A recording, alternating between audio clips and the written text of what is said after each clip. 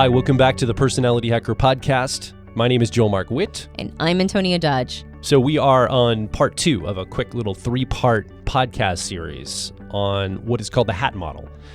And HAT stands for Healing, Achievement, and Transcendence. And this model really helps us when we're in our personal growth phases of life as humans to determine which area are we focused on in our growth journey. Are we in the process of healing from trauma, whether that's past trauma or current trauma? Are we in the process of achieving something, setting goals for ourselves and achieving those goals? Or are we transcending maybe a belief system, an ideology, something that we were once and now we're something different now? We're in a transcendence mode and we're working toward that. So when we look at these 3 categories, usually people are in one area primarily when they're in personal growth. And it's kind of like a 3-legged race. Each of these influences the other. The moment we move forward in healing, it might put pressure on the achievement and transcendent pieces. We move forward in achievement, it might put pressure on the other 2 to have to address. Today is part 2. In the last episode, we talked about healing, and we unpacked some of the concepts, some of the ideas behind that. In this episode, we want to talk about the achievement piece, that middle letter in the HAT model. What does it mean to achieve? How do we set goals for ourselves? What do we need to think about as we move into achievement through our personal growth? So that's what we want to unpack on this episode. We recorded a podcast dedicated to the HAT model a couple of years ago, so feel free to go check out that podcast as an overview of the model. But as Joel mentioned, we are doing a deep dive into each of these categories and ways of thinking about them, because depending upon which area you're in your growth, you're going to want to treat the subject and yourself differently. Last week we talked about with healing, you have to be gentle on yourself. It's a moment in the timeline in which you have to take it easy and be honest with yourself about help you might need, resources you might need, and whether or not you're staying there longer than you need to stay there. In achievement, this one's a little, it feels more straightforward. Basically, if healing is bringing you up to a baseline of health, achievement is everything you accomplish after that, or once you are at a baseline of health. Once you're at a place where you can turn your attention away from what's going on for you to accomplishments, maybe overcoming obstacles, getting to the next level in what you're attempting to do. We also set up last week, when we were talking about healing, we set up 4 different areas of our life that we can address. And we are sort of using cognitive functions as a map for these 4 areas of our life. We're talking about the physical, so that could be like the sensory functions could be a metaphor for the physical. The intuitive functions could be a metaphor for the spiritual. The thinking functions could be a metaphor for the psychological, and the feeling functions could be a metaphor for the emotional areas of our lives. We're not talking about your cognitive functions in your personality, your function stack, or your car model. These are abstract metaphors, maps to talk about these subjects, not for you specifically. Yeah, it's just sort of like a disembodied way to see different areas of our life and make sure that we have a complete picture of the areas that are important to us. And I think the reason why I keep saying it's like a metaphor is because that's why we have those cognitive functions. That's why there's 8 cognitive functions, because they address all the important areas of our lives, both internally and externally. So we won't go into functions that much, but just these 4 areas of our life. So what does it mean to achieve physically? What does it mean to achieve spiritually, psychologically, emotionally? And in the last episode, when we talked about healing, I think I unconsciously made a bias toward the inward experience of those things. You could say the metaphor would be the introverted version of those functions. But achievement has a bias towards the extroverted versions of them. This is more about a relationship to the outside world. But it's also a relationship to ourselves in how we see ourselves as part of the external environment. What's our imprint? What's our thumbprint that we're trying to leave on things? What are we trying to ameliorate? Who do we see ourselves becoming as we achieve and do bigger things? Now, what's nice about the achievement realm is that the payoff oftentimes are the things that I call the selves. Self-trust, self-confidence, self-esteem, self-worth, self-value. All of these things, they are extended when we go through a time period of achievement, which is, I believe, one of the major driving forces around ambition. It's not just that we want to accomplish something, it's the feeling we want to have when we're accomplishing things. When we do bigger game things, when we create goals for ourselves or have projects or go in a bigger, like enter a place that is outside of our comfort zone to do something beyond what we were capable of doing in the earlier iteration of ourselves. We get all of these chemical rewards in our minds around you could be a sense of self-importance, right? The ego shows up a lot in this arena. But it's actually more about just a generalized sense of self-confidence. I watch myself overcome obstacles. I watch myself navigate through complicated situations. I watch myself stretch and get outside of my comfort zone. And the reward is that I get self-confidence. I get self-esteem. I see myself as a valuable member of society. Well, there's actually also external rewards too. You might have money, fame, success, a nice house, a nice car. I mean, you might have actual external metrics for your success and achievements that can't be discounted either. Yeah, those are valid. And I think sometimes when we achieve, or if we are in personal growth and development and we focus on achievement, I think sometimes people believe that it's a spiritual corruption to want to focus on the outer world rewards. But I think that that's fruit of the tree. Like these rewards you get in the external world are also part of it, for sure. But I think the reason why I mention all of those selves is because in a personal growth frame, that's oftentimes, I mean, we're not just talking about achievement for achievement's sake, right? That's, when we're talking about the HAT model, of course, there's versions of achievement that have nothing to do with growth and development. There's just, people who are in an unconscious grind where they are, working super duper hard and following, whether consciously or unconsciously, that whole concept of he who dies with the most toys wins, right? That old 80s saying. Yeah. But that's not a personal growth frame. That's just achievement, right? That's just achievement for achievement's sake. People are like, how much money is enough for you? That person is not doing personal growth. Like that individual is just achieving. They're also not doing for the money at some point either. Right, exactly. But in a personal growth frame, we're talking about following resources and tools that help us get to the next level. And it shouldn't be discounted that achievement almost always comes with those kinds of rewards. But I'm saying it more like if you're a personal growth individual, we've done interviews with people where they talk about one of the biggest growth tools that they've personally experienced is starting their own business. Oh, yeah. I mean, the advice, I read this many years ago. The advice was a young man that came to an older business person that said, what can I do to grow myself? And the older person said, become a millionaire. Go become a millionaire. He's like, how's that going to grow me? Just making money? That's going to grow. He's like, it's not getting $1 million. It's all the things you're going to have to do and change about your life and set up and do differently. Because this person didn't come from privilege or anything. So they had to go figure it all out. All those things you have to go, quote unquote, figure out are going to lead you to grow as a person, like through the achievement of reaching $1 million. Now, maybe $1 million is a bad metric because it does feel so crass and money focused. Maybe it could go build a business, like you said, or something. But this idea of going and doing something in the outer world, I mean, as somebody who's built a business that wants to be successful, man, there is so much I did not know when I started the process about myself, not even about business or sales and marketing, all that stuff, but like how I am as a manager, how I relate to people when I'm responsible, like how I feel about the people that are on our team. Like there's all this stuff I had to reconcile and come to terms with about myself, deficiencies I had to see about myself. Oh my gosh, it was horrible. Like I'm not that great of a manager. I'm a better leader than a manager. Management's hard for me. I had to realize, acknowledge that, accept that about myself.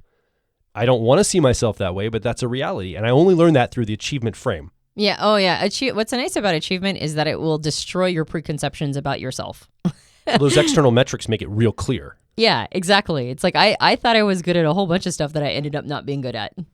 And so I think that's one of the nice things about achievement.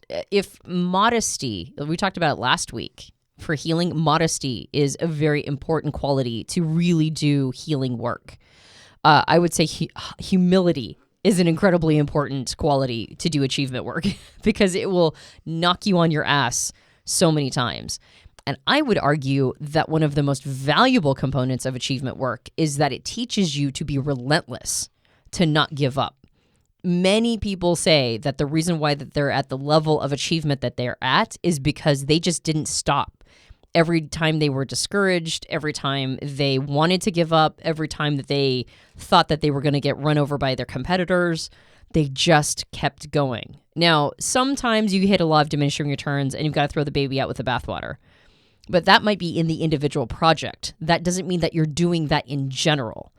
Achievement requires you to continue moving even when you don't want to. And it just elevates your sense of self-discipline and your sense of stick-to-itiveness, which are really important qualities that I think we diminish in the modern world. I mentioned last week that I think we're going collectively as a society through a healing time period. And so when you're going through healing, it's like a bad time to go through achievement. So right now, society is demonizing achievement because they collectively, on a macro level, all feel like we should be focused on healing. And that's not necessarily inaccurate. I think as a society, we are doing that. When you're going through healing, you have to kind of be gentle on yourself. And in achievement, it's the opposite. You've got to push yourself. You've got to push yourself out of your comfort zone and not be nice to yourself. In some ways, being in an achievement time period means you're going against the grain of society right now. And that's valuable too. When society is going through a healing time period, achievement might be demonized, but it needs to still be represented. Just like in the past when we were going through an achievement time period, healing was out of fashion, but it still needed to be represented. So even though right now there's a lot of pushback against, personal responsibility, stretching yourself and doing things to become better versions of yourself through gains, right? Getting those gains of financial reward or impact or whatever. Like we have a lot of judgment around that right now, and yet it still needs to be represented because there are a lot of really great things that come from it on a personal growth level. Oh man, a bunch of stuff just came up for me as you were talking. So the first is that achievement is individuated. Now, you can achieve as a team, like a small team could achieve, but you're still individuating as a team. Individuation is what achievement means. It means to poke through the collective, right? You said you're going against the grain of society or your industry or even just inertia, just, like the breakdown of things. It takes effort to push through. And so you're individuating and you're pushing to create something or make something or achieve something that has never been before, right? That's usually what achievement is related to. So that individuation sets you up to kind of be a target. It's like, well, who are you to step out and do that thing? Like it's very polarizing when you do that because people either get inspired by it or threatened by it. They're like, oh, wow, I want to do that too. That inspires me to be achievement just like that. Oh, I don't like the fact they're individuating and pushing themselves like that. That makes me feel bad because I don't feel like I'm doing the same in my life. So it's this polarizing frame I think people find themselves in from that. Yeah, it's really interesting. I mean, I don't want to spend the entire podcast on this idea of how much pushback people get when they're in achievement, but I definitely see that tendency in society right now. I would say that if we were making this podcast 30 years ago, we would have spent a lot of time on encouraging people to heal, despite the fact that society doesn't leave you space for that. I think it would have been a lot of, you deserve it, go heal, push against the grain of society that says go, go, go, achieve, and make sure that you're spending that time and slow down. And I think that a lot of personal growth messages over the last 30 years have been that. But now we're in a healing time period societally. And so I do want to notice how much pushback achievement gets. Like, let's talk about those 4 categories of physical, spiritual, psychological, and emotional. When you're doing physical achievement, I would argue that physical achievement is oftentimes things like getting your health in order, but on a next level. Like people who really, in a legitimately healthy way, not just in a vanity way, but a legitimately healthy way, sculpting their bodies, giving health advice, right? Like the people who are in the health and wellness industry, and they've got these like beautifully sculpted bodies, and you can tell that they have figured out the formula for themselves, and they're dedicated. They are disciplined. It is amazing how much pushback they're getting from society to say that they shouldn't be doing that. Like they're somehow making other people feel bad and that they're unrealistic. Whereas I've seen people in that industry have a wide variety of body types But it kind of makes me think of the Anna Karenina quote that happy families are all the same. Unhappy families are unhappy in their own way. If you get to a certain level of body sculpting and discipline in the physical realm, and you have a beautiful sculpted body because you've worked hard at it, they kind of all start to look the same because a sculpted body looks like a sculpted body. You know what I mean? It's like just kind of like all happy families are alike. So there's a wide variety of how bodies look when they don't have that level of self-discipline, but there's like one look to somebody who has really gone down that achievement level. And I feel bad that they're getting so much pushback. I find them highly inspiring. I just watched somebody who was like, okay, how to get it together after 40. And she showed a before and after picture of herself. The before picture was basically like me. Like she wasn't, I'm not at body sculpted. I've got a little extra pounds on me. At the after, she looks incredible. And she started after 40. I found that hugely inspiring, and I want to head that direction. But some of the comments were really like, it was almost like she communicated something to people that made them think that they could do it too, and they got triggered by it. Now, if they're in a healing time period, they shouldn't be watching those kinds of resources. If they're in a time period where they're like maybe in an emotional or psychological healing space where they can't handle somebody giving them a message to push further, then they need to know that about themselves and go take care of their healing. They need to be in a space where they are taking it easy for themselves until they get to a baseline of health, and then they can enter achievement. But the individual needs to know that about themselves, not go after somebody who is in an achievement time period and being inspiring to other people who are also in an achievement time period. And I think that counts across the board as well, not just in physical health and wellness, but in all areas. When people are giving advice on how to get to the next level, it is amazing how much pushback they get.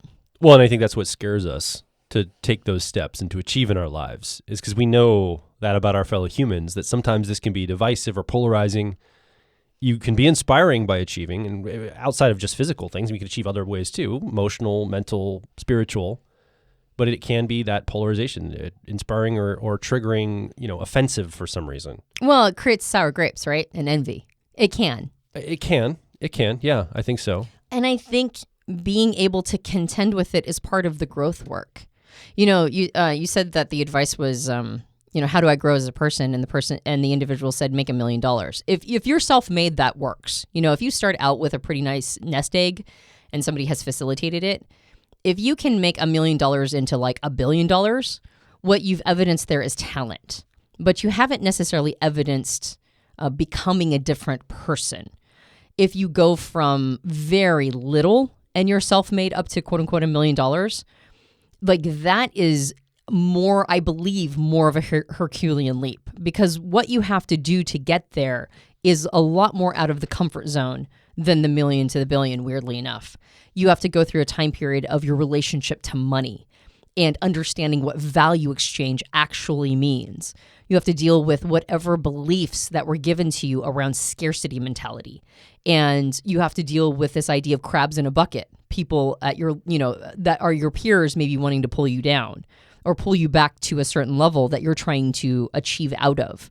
There are so many different things that you have to contend with in self-understanding and your relationship to the outside world that really will be a growth project to get to that level. Well, and that's a great point, that we're not all starting from the same place, right? At Personality Hacker, we talk all the time about all the different plans people have, but we talk about the You Are Here dot. Where are you in your personal life? What is your personality wired like? Your Myers-Briggs, your Enneagram? Where are you in all these places? Your station of life, your age, your circumstances, your starting point. And so we're all starting from different places. When we talk about achievement, it's going to be, again, much like we talked about healing last week for you, it's subjective. Now, it's more external, but it doesn't make it any less subjective. Just because it's externalized does not make it objective. It maybe could be consensus and observed, but doesn't make it objective to be externalized. Yeah, but I think, even the starting place, not necessarily like metrics and goals. I know there's numbers and spreadsheets, and I don't want, please thinkers don't write in and tell me, Joel, there's like literal objective metrics out in the world. I know that. I'm not saying that. I'm being more to the speaking of where we start from. Yeah, that made me think of another thought. So I want to give honor and due to what you just mentioned, which is that we are at different levels. And some people start in a much nicer situation. Like you and I were talking earlier, you have family that has always been emotionally supportive to you. And so when you haven't had to do much healing work around family, you've had to do some healing work around relationships. Like you've been in abusive relationships before, and they have done a number on you. Yeah. And you've had to work through the trauma of like that emotional pain. Well, to be clear, I do have to work through some trauma that my family didn't prepare me to not be a sitting duck for that relationship, that primary one and some others. Yeah. Well, I mean, basically your family was so idyllic that you didn't know that terrible people were out there. I got trauma because it was a pretty good upbringing, yeah. Yeah, there wasn't a lot of preparation for like, oh, there are terrible predators out there and watch out. But that's kind of because your family is sort of like that. Like they're just sweethearts. Everybody is a sweetheart through and through. And so the trauma that you experienced, the emotional trauma you had to go through was around relationships outside of your family. But that's nice because in some ways you start out with, at least when it comes to family support, in a very like emotionally wealthy space, right? Like there's emotional wealth there that you started out with, so that when you go to maybe emotional achievement work through relationships, you start out in a pretty good space, and you just have to, if you want to achieve in that arena, and I'm using emotional achievement in terms of relationships, like the kinds of relationships you foster, then you can notice whether or not you have natural talent there, and then just build skill at getting better and better showing up in a relationship over time. Whereas somebody who maybe had a terrible family life and nobody taught them how to be emotionally intelligent and nobody taught them how to have a good, strong relationship is starting at a much earlier point in the timeline. And so for them, even if they heal from all of that stuff, they might still have to work extra hard to get to a place where they have good, solid relationships and they have like the partnership that they're really looking for. We will be right back. If you're focused on personal growth, I think you'll resonate with our core content over at personalityhacker.com. We want to see you understand how your mind is wired so you can generate motivation, improve social skills, find career opportunities, and master excellent decision making. But a quick warning. We are advice and action focused in all of our articles, podcasts, and videos. This means that we attract people who like to be challenged to become excellent, to take action, to put in the work to optimize themselves, not simply just gather more information. If you are committed to personal growth and ready to radically find your inner truth, then come over and be a part of our growing community of like minds at Personality Hacker. Now back to the show. So that's a practical way to look at it. Someone who maybe posts on social media or talks about this idea of hashtags relationship goals. I see that all the time. They're basically saying, I want to achieve in relationship. I want to set up a goal of this relationship that I see here. I would like that too. I want to work toward that. And then I think the business of it is, well, how do I become the person that if I get that relationship, I can be that half partner. I can be the other half of that to contribute to that level. I set that up as a goal. I mean, getting the relationship's a little bit more out of your control, but being the person who could be in that relationship is in your control.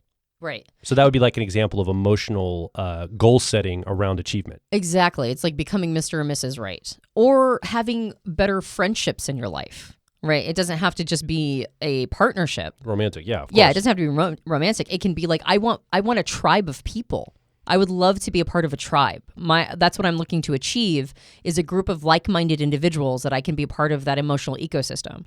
Or it could just be emotional intelligence. I mean, I've done personal development projects on just being more emotionally intelligent, just being able to read people better and be able to show up in a way where I'm not offending others. Or charisma, things like this. Charisma, exactly. That would be emotional achievement. The psychological achievement could be not just contending with your belief structures, but also feeding your mind healthy beliefs, getting better. Like you see people do this all the time when they do like positive self-talk, or they're trying to reprogram their minds to think in more sophisticated ways. Or they have these big projects, right? Like they have these big projects of like, I want to start a business or whatever. This is a way to achieve and get to a higher level psychologically because of all the belief work you have to do to be able to get there. I love how sophisticated you turn on your introverted thinking or accuracy. You're like, and then you got to go into the belief level and rewrite code and that is true. That is certainly achievement. I was just expecting you to say something like, just learn more things, like just go and learn and be a student of things. But you're talking about like deep programming stuff. Right. I'm not making fun of you. I think it's awesome that you have such a deep sense of working on those kinds of things in your life. But it can be just as simple as that. It can be like achievement mentally, intellectually is literally going and learning new stuff. Yeah. Bringing it into your mind. Well, it's incepting your mind with higher quality thoughts. And that can either be through traditional learning or it can be through self-programming. But this is different than healing because there's no pain associated with your current thoughts. It's just limiting you. So healing work is like you have traumas that need you to get up to a baseline. But achievement work is getting past maybe glass ceilings you've had before or some sort of, a limitation that you're trying to extend beyond. And when you do that psychologically, I think the easiest way to point out that people do that is by taking on projects. But I think another way is self-reprogramming, higher quality, better thoughts that allow me to have a happier existence in life. Yeah, and I want to make a point about that tied to a point we made earlier when I said achievement work is individuated. And you use this idea of like a glass ceiling. And again, we talked about how it's hard to have everything out there get fixed for you to achieve here. Like we have to take this on ourselves to achieve in our lives. And I know that some people are like, well, but I can't. The circumstances out here will never allow me. And I think that's where that individuation comes in. That's where the breakthrough happens. And again, not everybody's the same starting place. And you may not make it. Like I may not make it. We may all not make it if what our goal is, but we're still trying to achieve that goal. And we'll probably make it further than we thought we would.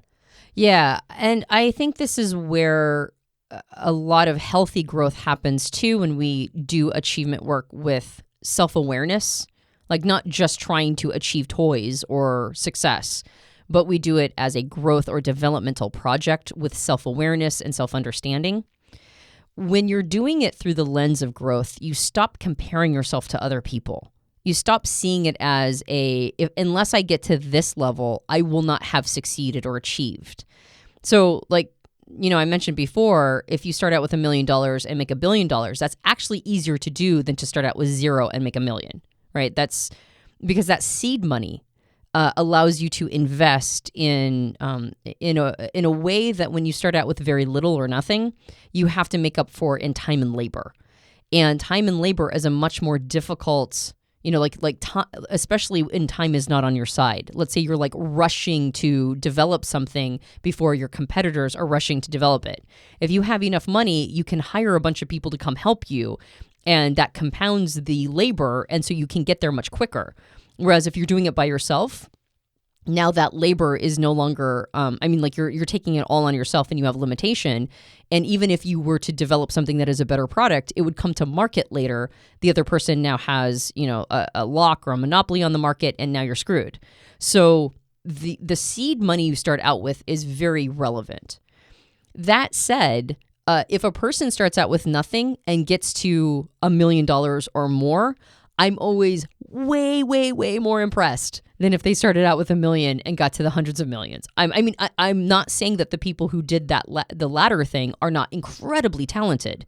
To turn $1 million into 100 million or into $1 billion requires extraordinary talent. Kardashians, they're good proof of it. Actually, what's funny? Honestly, their mom is a genius at marketing. I'm telling you. And she's been able to use her starting point. It was further along than most people, but she was actually able to use that and push even further.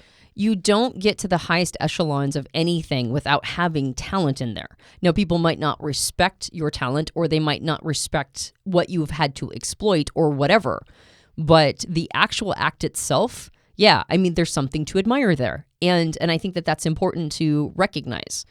But even taking the Kardashians as an example, their starting point was higher than most. They had the quote-unquote seed money, so to speak. So if a person is comparing themselves to a level of success where people started out with higher levels of seed money, then that sense of envy or the sour grapes you might have that you can't achieve that same level of success, that's not understanding that this whole process is individuation. You're comparing yourself not to others, you're comparing yourself to yourself. And in a place or in a society or culture that biases towards understanding your personal level of success in contrast and comparison to others, this is part of what psychological achievement requires of us. It requires of us to stop playing comparison games, right? It requires us to see ourselves as where our starting point was and how far we've gotten. And I think when we do that, suddenly achievement is a growth and development project. It's a place where we can become better versions of ourselves, which is ultimately in development the end game, not being able to get to a certain metric. That metric only matters if you're comparing it and contrasting it to where you were before. That's the only time that matters. Achievement is really a matter in growth and development. Achievement is a matter of comparing yourself to your earlier iteration, not to anybody else. What I hear you saying in that then is the control is myself at a point, a starting point. The control is not the outside world telling me I'm successful or not. Right, exactly. You started out at a place that was enviable emotionally. I would say that I started out at a place that was enviable psychologically. I had to do a bunch of growth and development work to heal spiritually, right, and understand what my belief systems were. But I was also raised in a family, just like you were raised in a family that was almost idyllically emotionally intelligent, or at least emotionally supportive. I was raised in a family that sharpened the saw of my thinking all the time. Like, I was raised around people that would not allow me to get away with sloppy thinking. Now, I would say that doing achievement work on the emotional piece accelerated my ability to think psychologically. It's also holistic. Last week we talked about the holistic, like the symptoms of what's going on for you might show up in a different arena. If you have emotional problems, that might show up physically. If you have psychological problems, that might show up emotionally. In this, it's not holistic in the sense that the symptoms show up and cross-pollinate. In this, it shows up holistically that growth and development of achievement in one area is usually going to have like a compounded effect on the other areas. So the more emotionally intelligent I become, the more psychologically intelligent I become, I've noticed, which is nice. But I started out at a pretty high point psychologically, not with the individual beliefs, but in a way of understanding how to think, which is so funny. Actually, sometimes I wonder about my parents because I'm like, listen, you taught me to be a critical thinker. like chickens are coming home to roost, Mom and Dad. Yeah, you taught me to question and to ask why and to become a critical thinker and to read all of these books and resources. Yeah. And I came to a different conclusion to you, and now you're salty about it, which is very funny. But that's psychological achievement without emotional achievement, in my opinion. Yeah. Or spiritual achievement, honestly. But the point of all this is that I feel like I started out at a higher level or at a more advantaged level psychologically.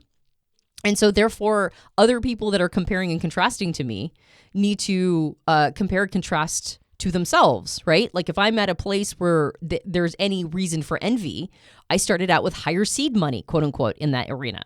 And so I'm able to get to a further along place.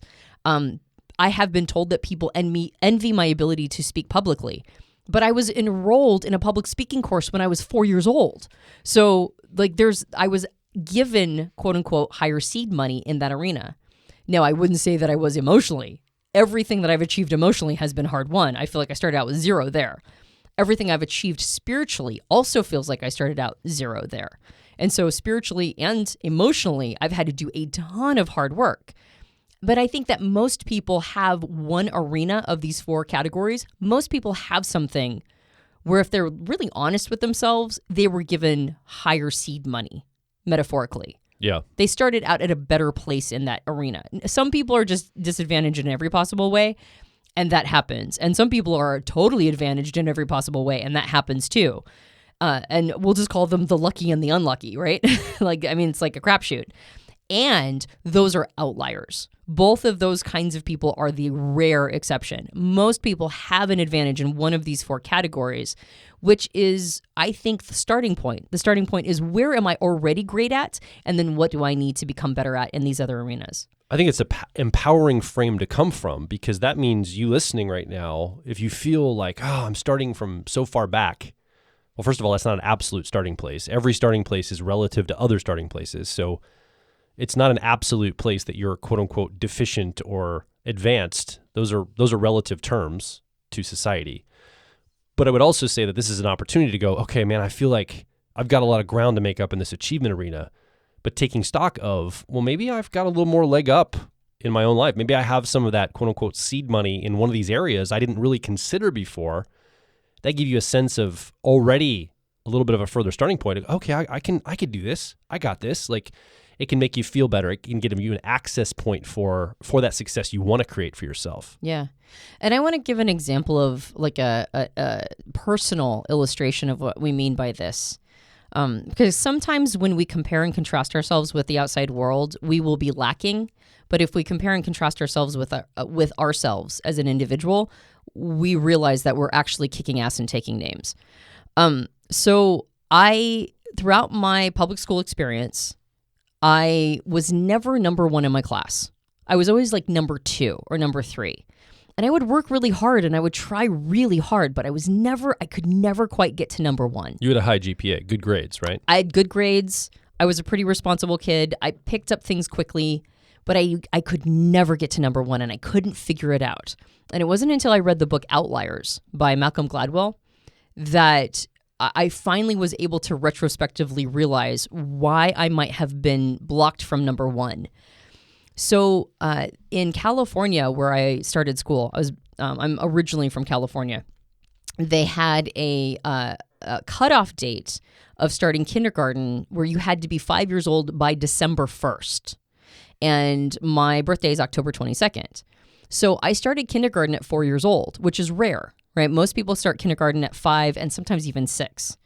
But I started kindergarten at 4 years old, which means that for the most part, and then I moved from California. I moved to other states, Oregon, Washington in particular, where the cutoff date was September 1st. So I ended up moving into schools where everybody in my grade was at least, like most of them were like a year older than me. Sometimes people were as old as like a year and a half older than me. When I read Outliers, Malcolm Gladwell mentioned that with hockey, and most Canadian hockey players, like the Stars, were almost all born in January because you had to be, it was like they would take age brackets based on the year that the person was born. And if you look at all the world-class hockey players, a disproportionately high number of them, particularly Canadian hockey players, were born in January. They almost all have January birthdays. And the reason why is because 6 months when you're like a little kid is an enormous developmental advantage. When you're like 4 and 5 years old, 6 months is huge. Now, by the time you get to like 40, it doesn't matter anymore. But when you're a kid, it means that you're going to outperform people who were born maybe later in the year, maybe like August or, God forbid, December. If a person was born in January versus December, that's a whole year of development when you're a little kid, and you're going to be a standout. So you're going to get a bunch of attention. You're going to get a bunch of accolades. You're going to get more opportunities as a hockey player to become a better player. And so that's why a disproportionate number of Canadian hockey stars are all born in January. And when I read that, I realized that through my entire career as a student, I was working with people who were basically a year older than me. It was almost as if I didn't skip a grade, but it was almost as if I had like a developmental disadvantage of that year. And then I realized that I worked with my high school guidance counselor when I was in my sophomore year. I walked in and I said, how do I graduate early? Tell me all the classes I have to take and tell me all the credits I have to get to graduate as early as humanly possible. So she and I made this schedule.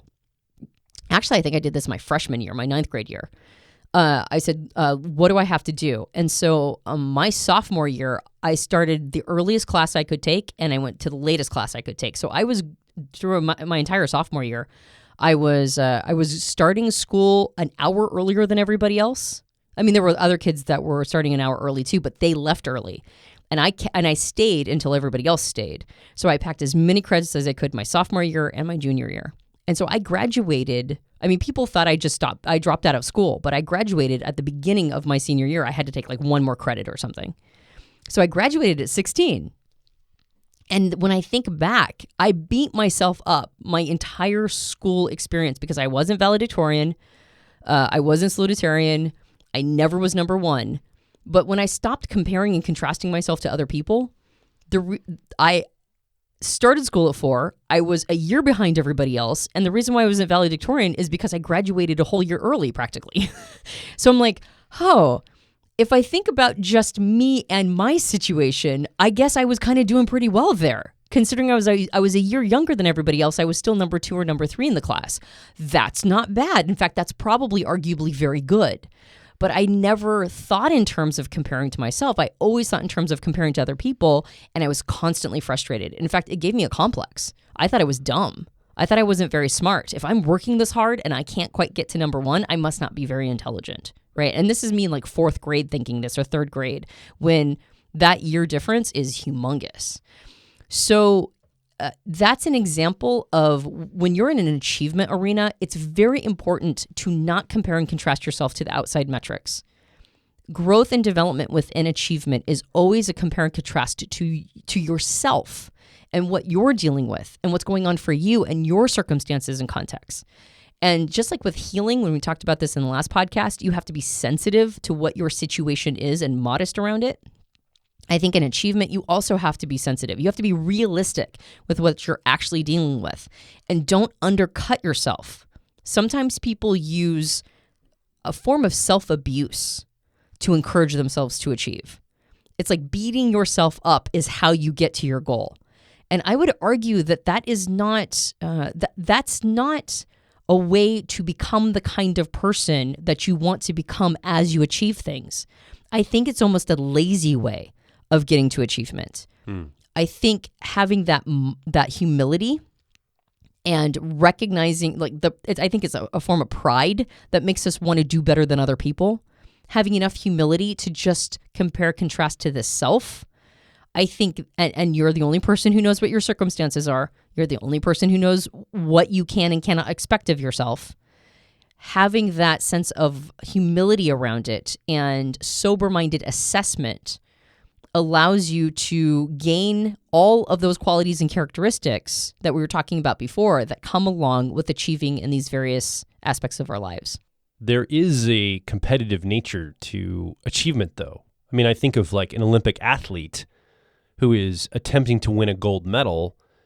There is an external marker for that. It's not just a competition with themselves, unless they won a gold medal before and they're just trying to rack them up, I guess, like numbers. There is a sense of like, some achievement work, I guess, does require competition with others.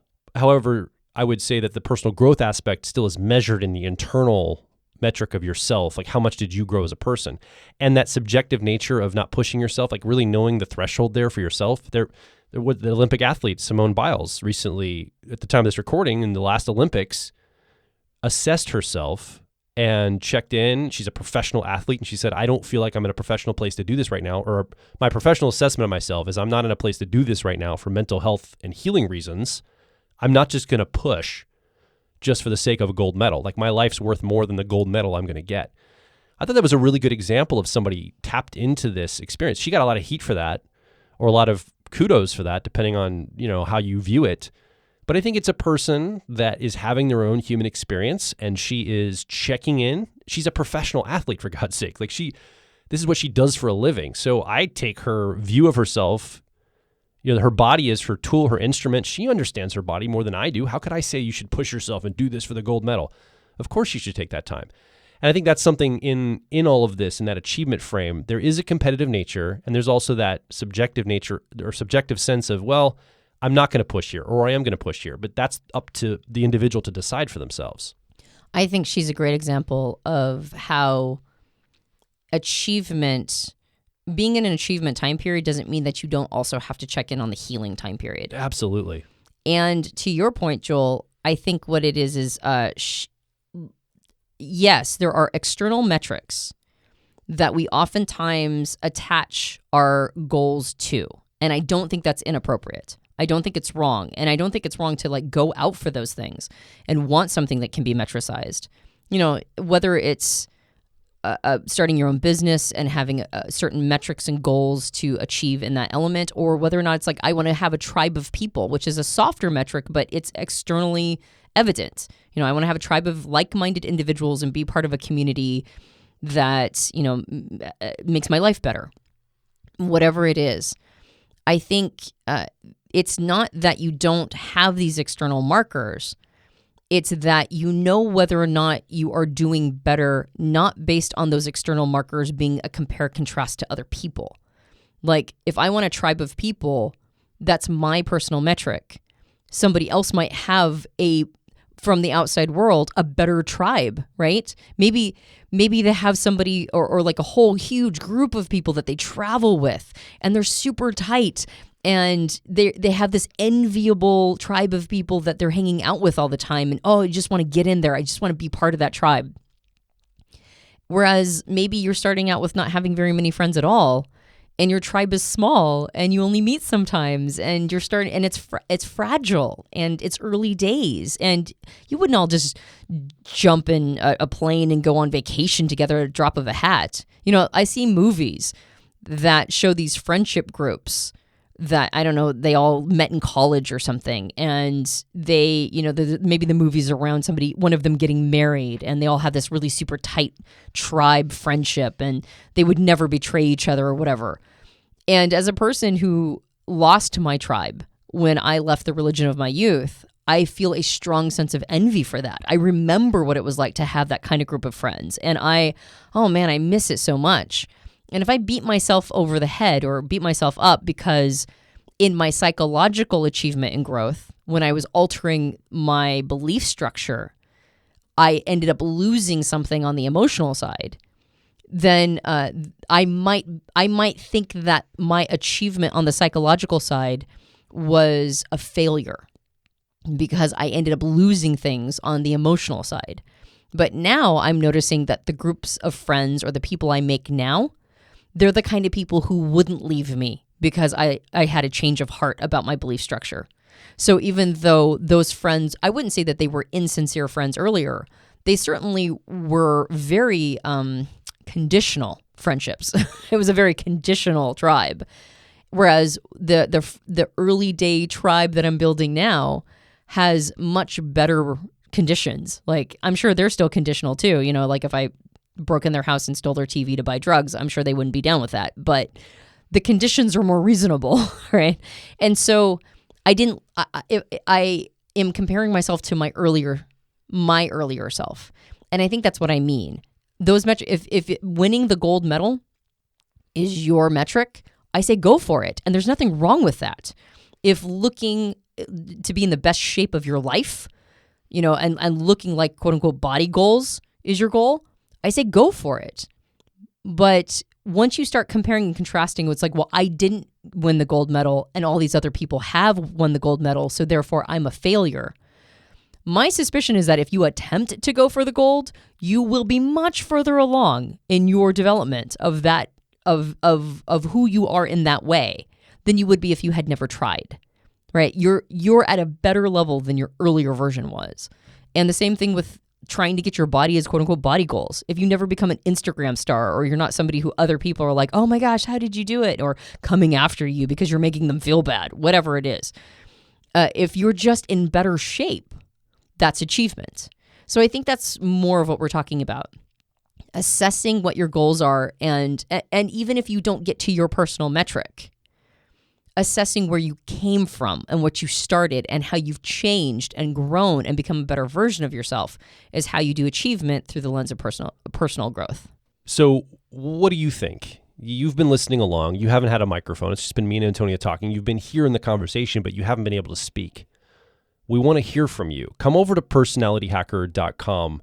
Directly below this episode, leave a comment, ask a question. More importantly, share your personal story of achievement. Have you achieved something in life that you're really proud of? Have you seen yourself from that starting point, grow and achieve and move forward, and you can compare and contrast your starting point, and you want to celebrate that? Are you struggling to know what to achieve toward? Are you in the midst of the journey? We want to hear where you're at. So come over, make your voice heard at personalityhacker.com. And if you enjoyed this podcast, you can subscribe to us on iTunes and various Android platforms. If you leave a rating and review for us on iTunes, it helps us out a lot. We have a book. It's called Personality Hacker. You can get it at all major book retailers, and you can also special order it through your local bookstore. If you leave a rating and review for us on Amazon or on Goodreads, that also helps us out a lot. We also have a suite of personal growth programs that are personal development through the lens of personality type. If that sounds interesting to you and you're ready to take your growth to the next level, head over to personalityhacker.com and in our product catalog, see which one is right for you. My name is Joel Mark Witt. And I'm Antonia Dodge. And we'll talk with you on the next Personality Hacker podcast.